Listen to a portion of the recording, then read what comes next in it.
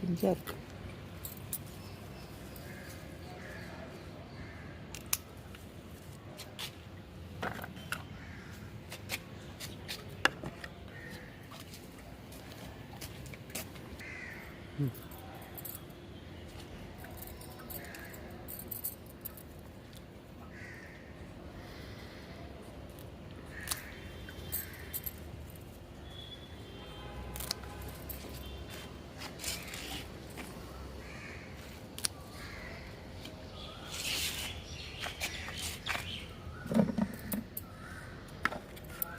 இவ்வளோ வெண்டைக்காய் இருக்குது, 10 செடி இருக்குது எங்கிட்ட.